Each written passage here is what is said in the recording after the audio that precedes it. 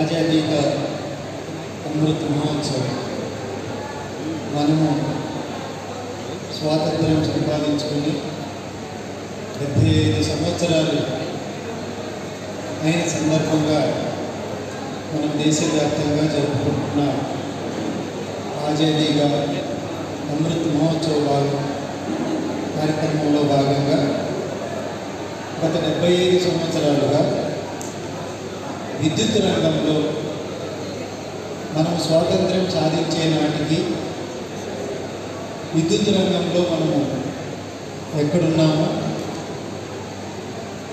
ఈరోజు ఎక్కడి వరకు వచ్చామో అదేవిధంగా రాబోయే 25 సంవత్సరాలు అంటే 2047 అనగా 100 సంవత్సరాలు మనం స్వాతంత్రం సంపాదించుకున్న తర్వాత 100 సంవత్సరాలకు మనం ఏ విధంగా ఉండాలి అనే కార్యక్రమాన్ని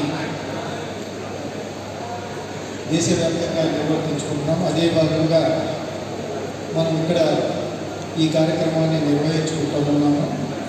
దానికి ముఖ్యమైన అతిథులుగా విచ్చేసిన గౌరవనీయులు మన ఎమ్మెల్యే గారు హఫీజ్ ఖాన్ గారు, అదేవిధంగా మన AP state power conservation committee mission CEO గారు శ్రీ చంద్రశేఖర్ రెడ్డి గారు, డిప్యూటీ మేయర్ గారు,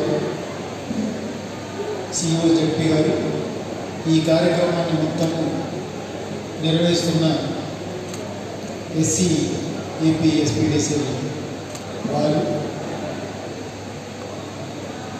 ఈ సంస్థ ఉద్యోగస్తులు, హాజరైన పబ్లిక్ ప్రెస్ అందరికీ నా హృదయపూర్వక నమస్కారం. మనకు ఇక్కడ కూర్చున్న వాళ్ళందరికీ ఏ విషయం తెలిసినా తెలియకపోయినా ఈ రోజున పవరు, ఈ కరెంటుకు సంబంధించింది పరిపూర్ణంగా తెలుసు. 75 సంవత్సరాల తర్వాత మనము ఈరోజు జరుపుకున్న కార్యక్రమం ఎస్పెషల్లీ పవర్ సెక్టర్లో విద్యుత్ ఉత్పాదన ప్రజలకు ఎలా అందించుకోగలుగుతున్నాము, వాళ్ళ అవసరాలు ఎలా తీర్చుకుంటున్నాము, ఇంకా మనం భవిష్యత్తులో ఎలా సాధించుకోవాలనే దాని మీద ప్రభుత్వం ప్రజల దృష్టికి తీసుకుని వెళ్ళండి ఈ అంశాన్ని అనే దాని మీద ఈ కార్యక్రమం జరిపించుకుంటాము. మీ అందరికీ తెలుసు, పవర్ ఒక్క నిమిషం లేకపోతే మీరు ఎన్ని ఇబ్బందులు గురవుతారు. మరి ముఖ్యంగా ఇక్కడ కూర్చున్న ప్రతి వాళ్ళ దగ్గర ఒక మొబైల్ ఫోన్ ఉంటుంది. సెల్ ఫోన్ లేకుండా ఇక్కడ దాదాపు ఒక 10 మంది కూడా ఉన్నాడు. ఇప్పుడు ఆ పాట నృత్యం చేస్తుంటే ప్రతి వాళ్ళు రికార్డ్ చేస్తూ ఉన్నాడు. నేను పైన చూస్తాను, ప్రతి వాళ్ళు మొబైల్లో రికార్డ్ చేస్తూ ఉంటారు. ఇది నడవాలంటే మీ మొబైల్ లేకుండా మీరు 1 గంట కూడా జీవితం నడవదు. అది నడవాలంటే మీకు పవర్ కావాలి. ఇది బిగినింగ్. ఇక్కడి నుంచి చివరికి మనకు భోజనం పెట్టే వ్యవసాయ రంగంలో కూడా పవర్ లేకుండా మనం ఏం చేయలేము. నుంచి ఈరోజు మనము పగలు వ్యవసాయం కోసం మనము నీరు తీసుకోవడానికి 9 గంటలు, ఈరోజు పగలు సమయంలో, అది కూడా రాత్రి కాకుండా క్రితం రోజుల్లో ఎప్పుడో మనం రాత్రి సమయంలో వాటర్ మధ్యాన్ని పవర్ ఇచ్చుకుంటూ ఉండేవారు. చంద్రశేఖర్ రెడ్డి గారికి బాగా తెలిసి సబ్జెక్ట్. అప్పట్లో పవర్ ఇచ్చినా కానీ దాన్ని ఉపయోగించుకోవడానికి వెళ్ళిపోయి రైతులు చాలామంది ఈ షాకులు కొట్టేసి పాములు కలిసి ఎన్నో రకరకాల ఇబ్బందులు పడే స్టేజ్ నుంచి ప్రభుత్వం ఈరోజు పగలు మనకు పగలు సమయంలో వ్యవసాయం కోసం 9 గంటలు నిరంతరాయంగా పవర్ ఇచ్చే స్టేజ్కి తీసుకురావడానికి ఎన్ని కష్టాలు, ఎన్ని నష్టాలు, ఎన్ని ఇబ్బందులు పడిన తర్వాత ప్రభుత్వం ఈ స్టేజ్కి తీసుకొచ్చిందన్నది మనం ఇక్కడ కూర్చున్న వాళ్ళని మనం ఒకసారి ఆలోచించాలి. ఆ పవర్ మనకి ఇవ్వడానికి మీ అందరికీ తెలుసు.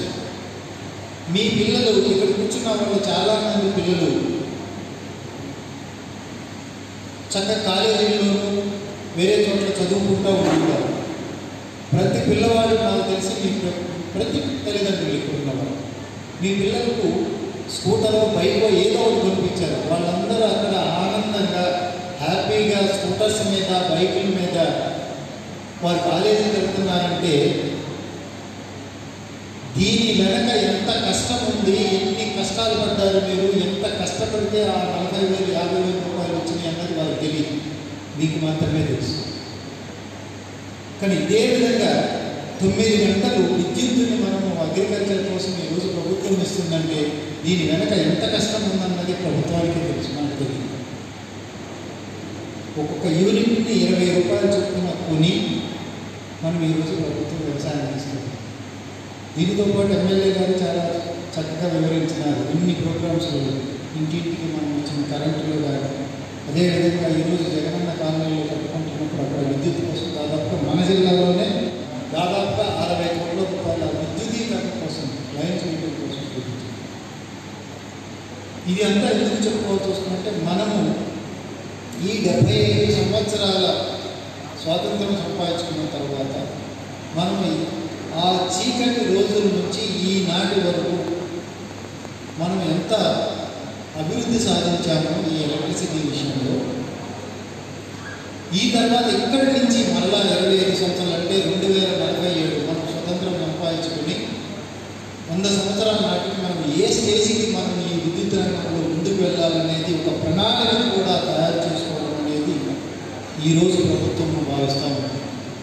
ఈ విషయాలన్నింటినీ మనము ప్రజల దగ్గరకు తీసుకొని వెళ్ళి మనము ఇంకా ఈ దేశాన్ని ముందుకు నడిపించుకోవడానికి ప్రజల సహకారాన్ని తీసుకొని ప్రభుత్వాలు, ప్రజల సహకారంతో ప్రభుత్వాలు, ప్రభుత్వం యొక్క సహకారంతో ప్రజలు ఏ విధంగా అభివృద్ధి చెందాలనే కార్యక్రమంలో దాన్ని ప్రజలకు తీసుకుని వెళ్ళాలనే ఉద్దేశంతో ఈ నిర్వహించిన ఈ కార్యక్రమానికి విచ్చేసిన మీరందరికీ మరొకసారి జిల్లా తరఫున, ప్రభుత్వం తరఫున హృదయపూర్వకంగా నమస్కారాలు తెలియజేసుకుంటున్నాను. ఈరోజు మనం విద్యుత్తులో ఎంత విజయం సాధించినామంటే, నాకే నేను ఒకసారి 1985లో ఎమ్మెల్యేగా మొట్టమొదటిసారి పోటీ చేసినప్పుడు పాండ్యం మండలంలో ఉండే సాబ్జన్ కొట్టాల, అదేవిధంగా వెల్లుర్తి మండలంలో ఉండే లింగాంచల, పేతంచెలు ఉండే కొన్ని విలేజెస్ అన్నీ కూడా కరెంటు లేని పరిస్థితి.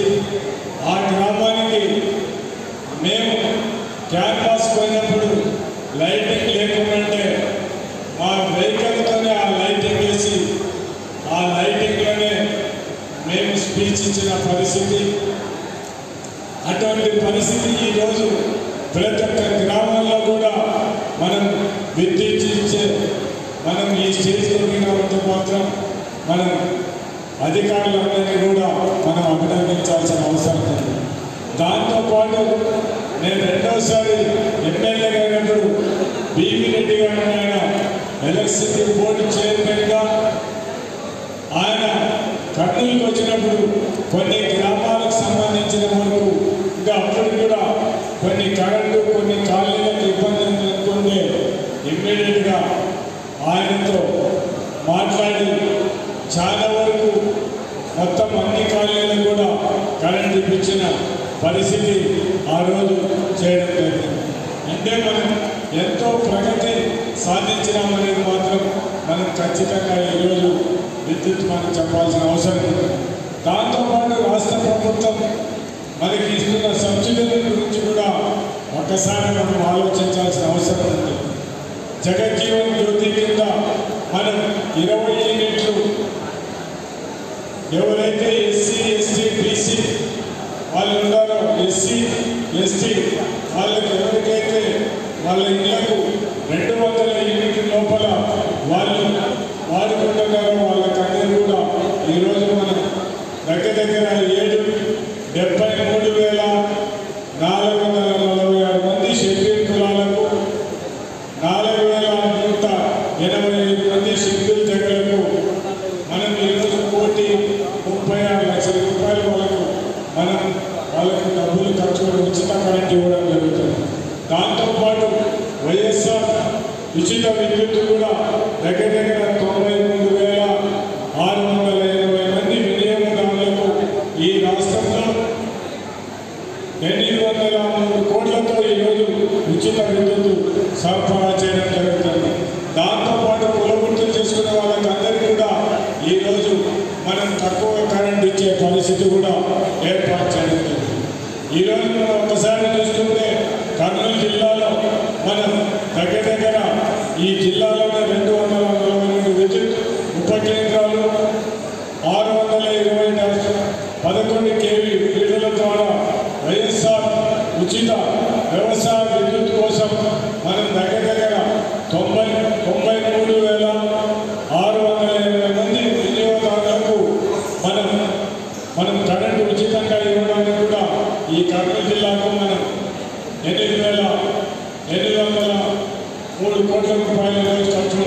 దాంతోపాటు 9 గంటలు కరెంట్ ఇవ్వడానికి కూడా మనం కర్నూలు జిల్లాలో కూడా మనం చాలా వరకు కూడా డబ్బులు ఖర్చు పెట్టడం జరుగుతుంది. రైతులందరూ కూడా మీరు ఒక్కసారి ఆలోచించాల్సిన అవసరం ఉంది. చాలా ఈ రాష్ట్ర ముఖ్యమంత్రి జగన్మోహన్ రెడ్డి గారు ఈ రాష్ట్రం అంటే పేద ప్రజల రైతు సోదరులకు అందరికీ కూడా పేద ప్రజలకు అందరికీ కూడా కరెంట్ ఇవ్వాలనే ఉద్దేశంతోనే మనం తొలిగిముల దగ్గర మొత్తం ఈ రాష్ట్రానికి అవసరం ఉపయోగపడే విధంగా 10,000 పైన మెగావాట్ల సోలార్ పవర్ పగులే 9 గంటలు కరెంట్ ఇవ్వడానికి ఈరోజు సోలార్ పవర్ మనం తొలిగిముల దగ్గర భూమి తీసుకోవడం జరుగుతుంది. దాంతోపాటు జగన్మోహన్ రెడ్డి గారు వచ్చిన తర్వాత ఈరోజు పిన్నాపురంలో మనం 3 ఒకటేసారి హైడ్రో సోలారు విండ్ పవర్ 3 ఉండే పరిస్థితి ఒక ఈరోజు కర్నూలు జిల్లాలోనే మనకు పిన్నాపురం ఉందంటే మాత్రం ఈరోజు 12 నియోజకవర్గ ప్రజలకు ఒక గర్వకారణమని మాత్రమే సభాత్మకంగా ప్రపంచంలోనే మొట్టమొదటిగా ఈరోజు ఒకటేసారి 3 ప్రాజెక్టులు రావడానికి మాత్రం ఒకటేసారి విద్యుత్ ఈరోజు సోలార్ పవర్తో బోర్కల్ రిజర్వాయర్ వాటర్ పిన్నాపురం కొండ మీదకి మనం లిఫ్ట్ చేసి సాయంత్రం 6 గంటల నుంచి 9 గంటల వరకు ఉండే పీక్ అవర్స్లో ఈ మన ఎవరు కూడా ఇబ్బంది పడకూడదనే ఉద్దేశంతోనే విద్యుత్ ఉత్పత్తి చేయాలనే ఉద్దేశంతోనే మనకు పీక్ అవర్స్లో మనం కరెంటు తీసుకోవడానికి ఆ వాటర్ కూడా యూజ్ చేయడం జరుగుతుంది. దాంతోపాటు విండ్ పవర్ ఇవన్నీ కూడా చేయడం జరుగుతుంది. నేను అందుకే ముఖ్యంగా రైతు సోదరులందరినీ కూడా కోరేది ఒకటే, రైతుల కోసం పనిచేసే రాజశేఖర రెడ్డి గారు తనయుడు ఈరోజు జగన్మోహన్ రెడ్డి గారు ప్రజలకు చేసే ప్రతి ఒక్క సంక్షేమ పథకాన్ని గురించి కూడా మీరందరూ కూడా ఆలోచించాలని నేను సభాముఖంగా విజ్ఞప్తి చేస్తున్నాను. ఈరోజు ఇన్పుట్ సబ్సిడీ అయితేనే పంట బీమా అయితేనే కూడా మీకు ఇమ్మీడియట్గా 4 నెలలు 5 నెలలు ఇచ్చే పరిస్థితి ఈ రాష్ట్ర ముఖ్యమంత్రి జగన్మోహన్ రెడ్డి గారు చేయడం జరుగుతుంది. అంతకుముందు మనం 2 సంవత్సరాలకో లేకుంటే మనకి ఎప్పుడో పంట నష్టపరిహారం ఇస్తే ఈరోజు పరిస్థితి ఇమ్మీడియట్గా రైతులకు ఇచ్చే పరిస్థితి ఉంది.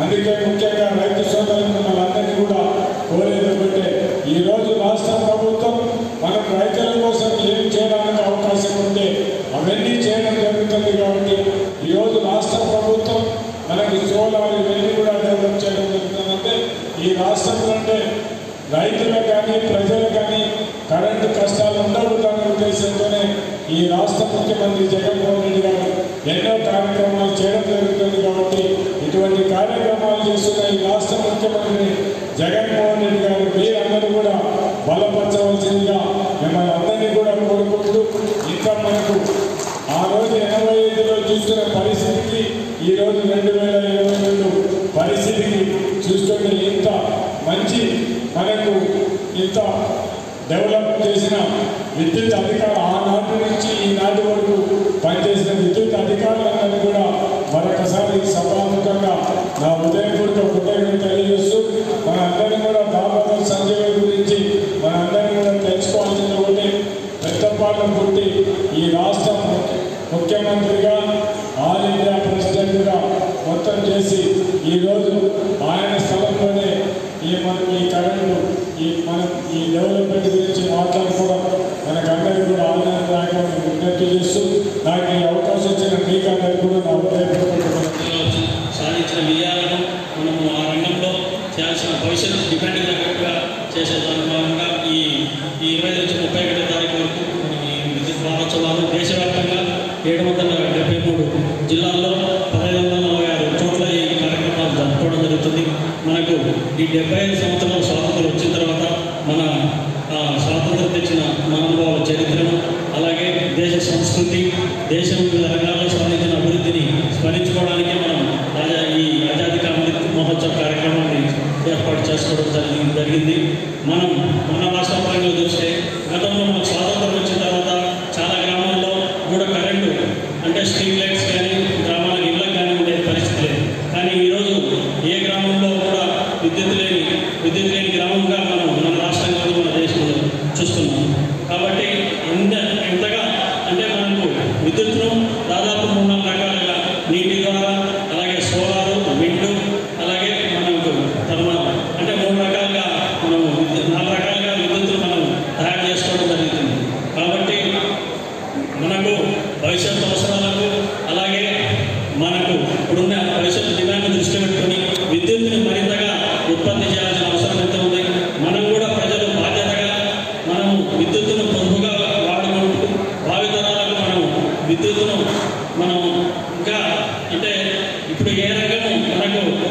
కరెంట్ కావాలన్నా ఎన్ని వ్యవసాయ పరంగా ఏ దానికైనా కూడా విద్యుత్ అవసరం. మనకి ఈరోజు ఏదైనా విద్యుత్తు మన ఇంట్లో ఒక నిమిషం ఆగిపోతే మనకు మిక్సీ పని చేయదు, టీవీ పని చేయదు, ఫ్యాన్ పని చేయదు. అంటే ఇప్పుడు మనకు తెలియట్లేదు కానీ మన ఇంట్లో ఒక అరగంట గంట కరెంట్ ఆగిపోతే మనము ఎంతగా మనము అల్లాడిపోతాము, విలవిల్లాడిపోతాము. మీకందరికీ తెలిసిన విషయమే. ఇది చాలా విశిష్టమైన కార్యక్రమం. ఎందుకంటే మనకి స్వాతంత్రం సిద్ధించి 75 సంవత్సరాలు అయింది. ఆ సందర్భంగా కేంద్ర ప్రభుత్వం, రాష్ట్ర ప్రభుత్వం ఇద్దరు కలిసి బిజిలీ మహోత్సవ్ అన్న పేరిట విద్యుత్ వ్యవస్థలో చోటు చేసుకున్న సంఘటనలు, భవిష్యత్తులో ప్రజల సంక్షేమం, అభివృద్ధి కోసం తీసుకోవాల్సిన చర్యలపై ప్రజల్లో విస్తృతమైన అవగాహన కల్పించడానికి చేపట్టే ఈ కార్యక్రమం ఇవాళ మొదలైంది. అందుకు మన ఈ పెద్దపాటికి ఒక చరిత్ర ఉంది. స్వాతంత్ర పోరాట యోధుడు, మొదటి దళిత ముఖ్యమంత్రి ఈ దేశంలోని దామోదర సంజయ్ గారి పుట్టిన ఈ గడ్డలో ఈ కార్యక్రమం చేసుకోవడం చాలా అందరికీ గర్వకారణం. ఆజాదీ కా అమృత్ మహోత్సవ్లో భాగంగా ఈరోజు ఈ కార్యక్రమం జరుపుకోవడం చాలా సంతోషకరం. అయితే మరీ ముఖ్యంగా గౌరవ ముఖ్యమంత్రి వర్యులు శ్రీ వైఎస్ జగన్మోహన్ రెడ్డి గారు ముఖ్యమంత్రి అయిన తర్వాత రైతు కష్టాలను చూసి రైతులు రాత్రిపూట నీళ్ళు ఇస్తే చాలా ఇబ్బందులకు గురి అవుతున్నారు, పాముకాట్లకు గురి అవుతున్నారు, ఎన్నో ఇబ్బందులు ఉన్నాయి మనకు అని చెప్పి అర్థం చేసుకొని పగటిపూటనే వ్యవసాయానికి 9 గంటల విద్యుత్ సరఫరా చేయడం జరుగుతుంది. ఎక్కడ ఏ రాష్ట్రంలో కూడా ఇంత పెద్ద ఎత్తున, ఇంత భారీ ఎత్తున దీనికోసం సబ్సిడీ కూడా ఇవ్వడం లేదు. కానీ గౌరవ ముఖ్యమంత్రి గారి దృఢ సంకల్పంతోనే రైతులకు మేలు చేయాలని చెప్పి ఈరోజు దాదాపు 8,000 కోట్ల రూపాయలతో రైతులకు సబ్సిడీ గౌరవ ముఖ్యమంత్రి గారు ఇస్తున్నారని చెప్పి మేము గొప్పగా ఈరోజు చెప్పుకోగలుగుతున్నాం. అలాగే ఎవరైతే చిన్న చిన్న వ్యాపారాలు చేస్తుంటారో, చిన్న చిన్న అంగళ్ళు పెట్టుకొని బతుకుదెరువు కోసం కష్టపడుతుంటారో వాళ్ళని కూడా మనము ఖచ్చితంగా హ్యాండ్ హోల్డింగ్ చేయాలి. అంటే వాళ్ళ చేయిని పట్టుకొని మేము ఉన్నామని చెప్పి ఒక మనోధైర్యాన్ని కల్పించాలని చెప్పి ఒక మంచి ఉద్దేశంతోనే హెయిర్ కటింగ్ సెలూన్స్ అంటే నాయి బ్రాహ్మణ సోదరులకు 100 యూనిట్ల కంటే తక్కువ ఉంటే వాళ్ళకు సబ్సిడీ ఇవ్వడం జరుగుతుంది. అలాగే ప్రజల సంఘంలో ఉండే లాటరీస్కి ఈ సబ్సిడీ ఇవ్వడం జరుగుతుంది. స్వర్ణకారులకు 150 యూనిట్ల వరకు సబ్సిడీ ఇవ్వడం జరుగుతుంది. ఇలా ఎంతో మందికి మేలు చేయడము ఈ ప్రభుత్వము చేస్తుంది అని చెప్పి మీ ద్వారా తెలియజేసుకుంటున్నాం. మరీ ముఖ్యంగా ఈరోజు మన కర్నూలు సిటీ కూడా చాలా గ్రో అవుతుంది. సిటీలో గ్రోత్ హారిజాంటల్ గ్రోత్ కన్నా వర్టికల్ గ్రోత్ అనేది ఎక్కువ ఉంటుంది. అంటే ఒక ఫ్లోర్ను కట్టుకున్న ఇల్లు 2వ అంతస్తు, 3వ అంతస్తు, 4వ అంతస్తు వరకు వెళ్ళిపోతారు. దానికి కావాల్సిన కెపాసిటీ ప్లానింగ్ కానీ, సబ్స్టేషన్స్ కానీ, దానికి కావాల్సిన ట్రాన్స్ఫార్మర్స్ కానీ ఈ గత 2-3 సంవత్సరాల్లో మేము కర్నూలు నగరంలో కూడా మన ప్రభుత్వంలో గౌరవ ముఖ్యమంత్రి గారి సహకారంతో ఎక్కడ కూడా పవర్ షార్టేజ్ లేకుండా, పవర్ డ్రిఫ్ట్ కాకుండా ఇవన్నీ కూడా ఒక మంచి సర్వీస్ని మనము అందించగలిగినామని చెప్పి కూడా గర్వంగా తెలుపుకుంటూ మరి ఈ అవకాశం ఇచ్చిన పెద్దలందరికీ కూడా ధన్యవాదాలు తెలుపుకుంటూ సెలవు తీసుకుంటాం. Thank you so much.